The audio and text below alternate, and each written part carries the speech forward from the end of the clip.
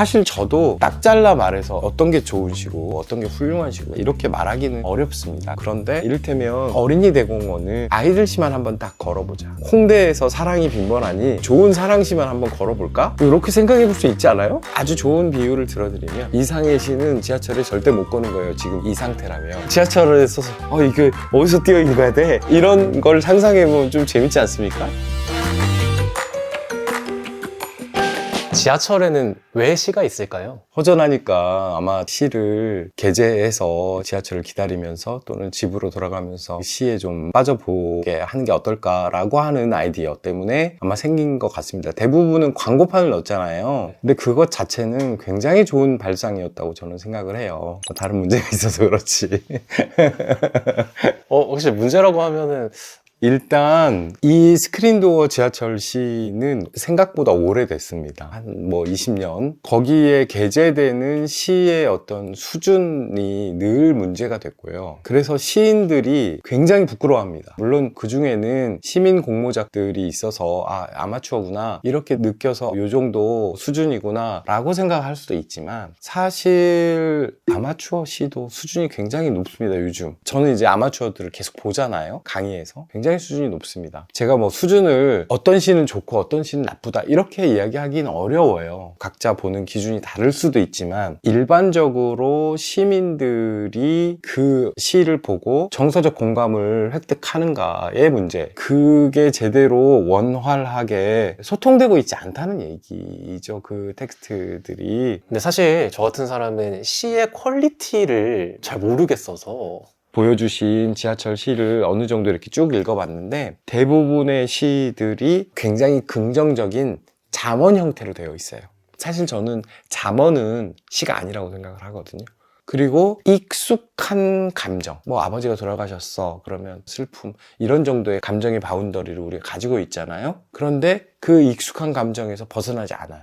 시는 그 확실성을 넘어서려고 합니다. 그런데 너무 확실하게 우리한테 주어지는 언어, 메시지가 확 강한 언어, 너무 뻔한 위로, 그 다음에 익숙한 감정, 아마도 서울시가 제시한 기준에 잘 부합하는 시를 쓰려다 보니 아마도 언어가 그렇게 되어버리지 않았을까. 그리고 시에 대한 어떤 선입견, 우리가 시라고 알고 있는 선입견으로 똘똘 뭉쳐있는 그런 작품이 되어버리지 않았을까. 그래서 그런지 저는 출퇴근하면서 지하철 시를 즐겨본 적이 한 번도 없었던 것 같아요. 제 태도가 문제인 건지 시가 문제인 건지 모르겠지만 시가 문제일 거예요. 아 그래요? 분명히 좋은 시는 멈춰서 할 겁니다. 그리고 내일 아침 거기 가면 그 시를 또 볼 수 있겠지? 이런 생각도 들지 않을까요? 그러면은 어떤 조건을 갖추고 있어야 그 시를 좀 즐기기 쉬울까요? 이제 모든 시가 다 마음에 들어야 하는 건 아니잖아요. 이거 좀 어려운데? 무슨 말인지 잘 모르겠는데? 그런데 그 중에 뭐 하나가 나한테 확 꽂히는 게 있으면 그건 나한테 좋은 시인 거죠. 어떤 이미지, 그 시가 만들어내는 어떤 감각들이 전체적으로 무슨 말인지 몰라도 돼요. 근데 그 한 줄이 내 눈길을 붙잡았다면 그건 나한테 좋은 시예요. 제가 어떤 기사를 보니까 이분들이 이제 강조한 게 공공성, 그 다음에 공감, 그 다음에 이제 보통 15행 이하 이렇게 옵니다. 10행에서 15행 이런 식으로 오거든요. 근데 사실 그 정도의 길이의 시는 많지 않아요. 그리고 잘 쓰기 어렵습니다. 보통 일반 독자들은 시는 짧아야 돼 라고 이야기를 하면서 짧은 시가 훨씬 더 함축적이다 이렇게 이야기를 합니다만 실은 그런 시는 아마 찾아보시면 그렇게 많지 않습니다. 그래서 제한된 어떤 분량이 한계로 작용할 수도 있어요. 그리고 공감이라고 하는 것이 꼭 우리를 마음을 따뜻하게 하고 위로하고 이것도 감동입니다. 그렇지만 어떤 감동은 우리를 슬프게 하고 우리를 고통스럽게 하기도 합니다. 공감이라고 하는 것도 마찬가지입니다. 그러니까 지하철 시를 찾아보면 소위 착한 시, 그 다음에 하나만한 말, 당연한 말, 어설픈 위로 이렇게 이루어진 시들이 되게 많아요. 근데 그것만이 공감은 아닌 거죠. 어떤 경우는 굉장히 고통스러운 말일 수도 있고 어떤 단어 하나 때문에 내가 왈칵 눈물이 쏟아질 수도 있어요. 제가 왜 이런 얘기를 하느냐면 공감이라는 말에는 어떤 선입견이 포함이 되어 있냐면 긍정 과잉이라고 하는 게 포함되어 있는 것 같습니다. 모든 걸 긍정적으로 생각을 해야 돼. 그래서 우리가 따뜻한 위로를 줘야 되고 따뜻한 사랑을 나눠야 되고 기쁘게 가야 되고, 시는 일단 그렇게 유통되는 가치들에 대해서 부정하고 보는 장르예요, 일단은. 그러니까 세상에서 생각하는 부정적인 정서라든가 이런 것들이 더 많습니다. 공공성이라고 하는 것, 공감이라고 하는 것이 시가 가지고 있는 기본적 특성에 대한 이해 부족에서 강조되는 것이 아닌가. 처음에는 낯설 수도 있어요. 아, 이게 무슨 말이야, 이럴 수 있지만 무슨 말인지 몰라도 어떤 이미지, 어떤 단어가 나한테 꽂히는 순간이 있어요. 그게 시 읽는 방법이에요. 근데 너무 부정적인 건 안 돼. 너무 막 슬픈 건 안 돼. 그러니까 이를테면 아주 좋은 비유를 들어드리면, 이상의 시는 지하철에 절대 못 거는 거예요. 지금 이 상태라면. 굉장히 극단적인 실험시를 염두에 두고 한 말이었지만, 이상시에 이런 것도 있어요. 가정이라는 시인데요, 귀갓길에 좀 어울릴 만한, 또는 이것저것 집으로 돌아가면서 생각해볼 법한 굉장한 복잡한 심사가 여기 들어있거든요. 읽어보겠습니다. 가정.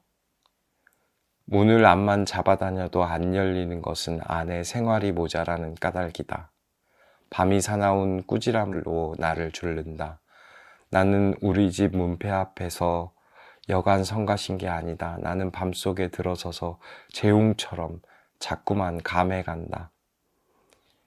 식구야 봉한 창호 어대라도 한 구석 터놓아다고 내가 수입되어 들어가야 하지 않나? 지붕에 서리가 나리고 뾰족한 데는 침처럼 월광이 묻었다. 우리 집이 알라보다. 그리고 누가 힘에 겨운 도장을 찍나 보다. 수명을 헐어서 전당 잡히나 보다. 나는 그냥 문고리에 쇠사슬 늘어지듯 메어 달렸다. 문을 열려고. 안 열리는 문을 열려고. 네.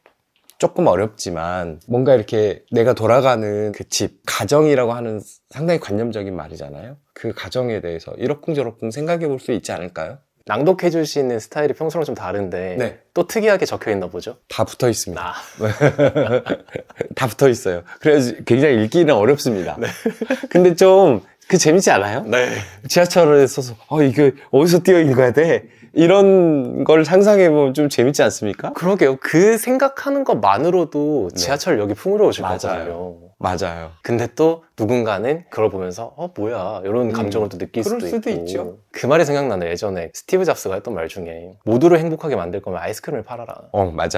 맞아요. 딱 아이스크림만 팔고 있네요 지금. 네. 시는 원래 그런 겁니다. 어떤 누구한테 가서 감동을 불러일으키는 거지 모두한테 감동을 주는 건 아니에요. 근데 아마도 공공의 공감이라고 하는 것은 모두한테 가서 감동을 불러일으키기를 바라는 모양이지요. 그런 건 없습니다. 이제 뭔가 왜 퀄리티에 대한 얘기를 해주셨는지 네. 그 이유가 좀 알 것 같습니다. 네. 그래서 꼭 이런 것만이 아니라, 이를테면 어린이 대공원은 아이들 시만 한번 딱 걸어보자. 홍대에서 사랑이 빈번하니 그러면 좋은 사랑시만 한번 걸어볼까? 이렇게 생각해 볼 수 있지 않아요? 그러게요. 신촌 젊음에 관한 시만 한번 쫙 걸어보자. 얼마나 좋은 시가 많겠어요. 많아요. 이런 고민들을 시인들이 오랫동안 했었어요. 오랫동안 했었고, 실은 저 자신이 굉장히 관심이 많았던 문제입니다. 그래서 2010년대 초반에 어떤 한 노선의 지하철 시 사진을 다 찍어가지고 요거에 대해서 이러이러한 문제가 있고 요렇게 좀 바뀌면 좋겠습니다 라고 제안을 했던 당사자이기도 합니다. 구조적인 문제들도 있을 거고 인식의 문제도 있을 거고, 우리가 지하철이라고 하는 곳이 그냥 단순히 교통수단을 위해서 거기 있는 곳이 아니라 그 지역, 그 장소가 가지고 있는 어떤 이미지, 어떤 감각들도 함께 있을 거라고 생각을 하는데, 그것 자체가 고려되지 않고 있지 않는가라는 생각도 좀 들어요. 그렇네요. 지하철역은 장소이기 때문에 네. 그것과 연관지어서 훨씬 더 큰 감상을 줄 수 있는. 당연하죠. 사실 시인들이요, 지하철역을 보고 쓰진 않았겠지만 서울의 장소에 대해서 쓴 시들이 굉장히 많아요. 요즘도 쓰여지고 있고요. 제가 굉장히 좋아하는 시 중에 하나는 신동엽의 종로 5가라는 시예요. 이 시는 굉장히 슬프고 쓸쓸하고 1960년대의 우리나라의 모순을 보여주는 시이기도 합니다. 제가 한번 읽어드릴게요. 읽어드리고 무엇에 꽂혀야 될지 한번 생각을 해볼게요. 종로 5가. 이슬비 오는 날, 종로 5가 서시오판 앞에서 낯선 소년이 나를 붙들고 동대문을 물었다. 밤 11시 반. 통금에 쫓기는 군중 속에서 죄 없이 크고 맑기만 한 그 소년의 눈동자와 내 도시락 보자기가 비에 젖고 있었다. 국민학교를 갓 나왔을까? 새로 사시는 운동화 벗어 품고 그 소년의 등허리선 먼 길 떠나온 고구마가 흙 묻은 얼굴들을 맛보비며 저희끼리 비에 젖고 있었다. 충청북도 보은 속리산 아니면 전라남도 해남 땅 어촌 말씨였을까? 나는 가로수 하나를 걷다 되돌아섰다.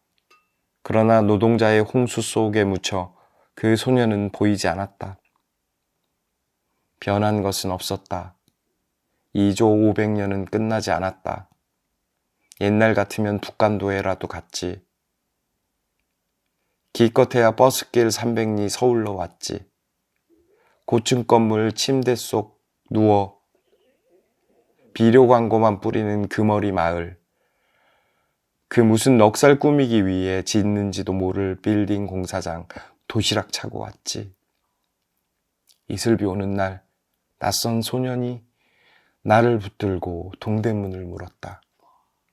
그 소년의 죄 없이 크고 맑기만 한 눈동자엔 밤이 내리고 노동으로 지친 나의 가슴에선 도시락 보자기가 비에 젖고 있었다. 네, 다소 길고 어쩌면 스크린도 그 한 칸에 넣기에는 글자를 너무 작게 해야 될 수도 있을지 모르겠지만 저는 종로 5가를 떠올리면 요 시가 먼저 떠올라요. 물론 어쩌면 역사의 그늘 안에 있는 존재들에 대한 이야기이지만 저는 이 시에 감동받은 것은 그 아이가 짊어지고 온 고구마가 비에 젖고 있었다. 이 젖음이거든요. 그 흙 묻은 얼굴들을 부비면서 비에 젖고 또 내 도시락 보자기가 젖고 어떤 사람에게는 부정하고 싶은 역사일 수도 있고 어떤 사람에게는 퇴근하는데 이런 슬픈 시를 보여주면 이런 괴로운 시를 보여주면 어떡해. 근데 이 시를 읽고 종로 5가에서 동대문 쪽을 바라보면 가슴이 되게 뭔가 뭉클해지고 따뜻해지고 복잡한 감정에 휩싸일 수도 있잖아요. 이런 시도 걸 수 있죠. 신동엽의 대표적인 시이기 때문에 얼마나 자랑스러워요. 저는 60년대에 이런 시가 나왔다는 게 굉장히 자랑스럽거든요. 지나가면서 아, 종로 5가의 감각에는 이런 것도 있구나. 꼭 이 시가 아니어도 좋아요. 실은 황인찬이라는 시인이 종로 1가, 2가, 3가, 5가 연작시를 쓴 적도 있습니다. 그러니까 꼭 장소의 역사성이나 문화적인 것이 들어있는 시만 걸자 이런 이야기는 아닙니다. 저는 만약에 네. 종로 5가 역에 네. 갔는데 네네네. 이 시가 걸려 있었다면 무조건 읽었을 것 같거든요. 왜냐면 일단 눈길이 가잖아요. 네네네. 종로 5가 역인데 종로 5가라는 시가 있네. 거기에다가 사실 저는 1960년대에 대한 이해도가 그렇게 높지는 않다 보니까 전시회에 가면 작품 옆에 부연 설명이 있듯이 빌딩이 올라서는데 어떤 누군가는 또 도시락 가방을 메고 다니고 이미지는 상상이 되지만 그 배경에 대해서 다 알지는 못한단 말이죠. 그러면은 또 느끼는 감상의 크기가 또 달라질 것 같고 예시를 확실히 들어주시니까 아, 뭐가 더 적합한 시겠구나 알게 되는 것 같습니다. 저는 이 지하철 하나하나 역에 이름이 있듯이 그 지하철 역에 따르는 인문 역사적 환경이나 개인적 경험들이 거기 다 쌓여 있을 거라고 생각하거든요. 그래서 비로소 그 장소가 나한테 의미 있는 장소가 되는 거겠죠. 에드워드 랄프라는 사람이 인간답다라고 하는 것은 의미 있는 장소에서 사는 것이다. 또는 의미 있는 장소에 쌓여 있는 것이다. 라고 이야기를 한 적이 있습니다. 단순히 시만 읽고 사람들이 지나치는 것이 아니라 그 시가 걸려있는 장소에 대해서 자기 감각을 일깨우고 다시 한번 내 주변을 둘러보고 이럴 수 있을 것 같다고 저는 생각이 들거든요. 이 장소성을 고려해 봤으면 좋겠다라는 생각이 들어요. 그렇네요. 사실 이 지하철에 스크린도어에 시를 게재한다. 이 아이디어가 나왔을 때는 그런 의도였을 것 같거든요. 굉장히 참신했고 좋았죠. 네. 물론 시민들이 시에 대한 정서적 수준이나 이해 수준이 다 같진 않을 수 있죠. 그리고 어떤 시에 대해서는 우리 동네 집값 떨어지게 이 시를 실으면 어떻게 해요? 이럴 수도 있어요. 저는 분명히 그런 반응이 나올 수도 있을 거라고 생각을 합니다. 솔직히 고백하자면 저도 몇 군데 역에 제 시가 실린 적이 있습니다. 제 시 중에 가장 짧은 시가 있어요. 사랑이라는 시인데 그 시를 좋아하는 건지 서울시에서 재수록하자 그래가지고 몇 번 실어서 지인들이 그걸 사진 찍어가지고 보내준 적이 있습니다. 제 시가 좋은 시다 이런 게 아니고 듣고 판단해보세요. 듣고. 사랑. 그러나 돌의 피를 받아 마시는 것은 언제나 푸른 이끼들 뿐이다. 그 단단한 피로 인해 그것들은 결국 돌빛으로 말라 죽는다. 비로소 돌의 일부가 되는 것이다. 이런 시거든요.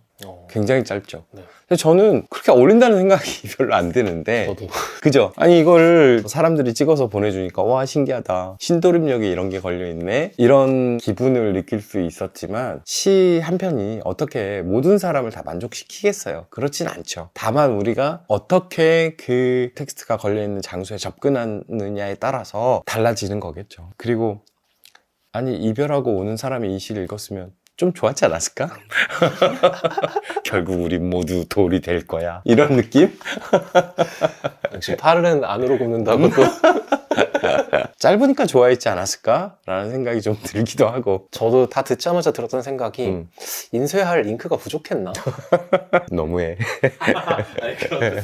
이게 이제 이 사업이 2년에 한 번씩 갱신이 된다고 해요. 그리고 실제로 거는 편수가 한 2,000편 정도 된다고 합니다. 문학단체. 그렇게 단체로 공모를 보내서 시인들의 시를 공모를 받아서 심사위원들이 결정을 해서 그것을 결정을 한다고 해요. 제가 작가회의 사무처장일 때 제가 그런 말을 한 적이 있어요. 담당관 분한테 저희 단체는 포기하겠습니다. 그러니까 단체로 쪼개주는 일을 하지 말고 좋은 심사위원들이 장소들을 잘 고민을 해서 그 장소성에 맞는 시들을 좀 골랐으면 좋겠습니다. 이렇게 얘기를 했지만 안 먹혔습니다.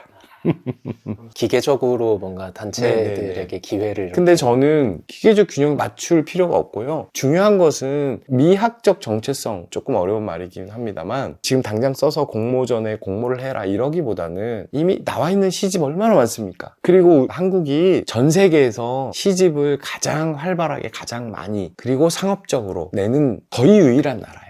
뭐 잡지에 실렸던 시든 시집에 실렸던 시든 고르자면 못 고를 시가 없어요. 어린이 대공원역에는 어린이들이 치마 싣고 그런 어떤 약간의 기획만 들어가도 맞아요. 훨씬 더 풍요롭게 그 네. 공간을 만들 수 있을 네네네. 것 같은데. 그러니까 그 기획이 그 장소를 얼마나 잘 이해하고 있느냐의 문제죠. 물론 사실 2,000편을 고른다는 게 굉장히 쉽지 않습니다. 저는 그 2,000편을 2년에 한 번씩 다 갈아엎어야 된다? 이런 거 하지 말고 구역을 나눠가지고 올해는 여기를 하고 이러면서 계속 순환되게 가도 한꺼번에 그거를 교체하는 수고로움은 없을 것 같고요.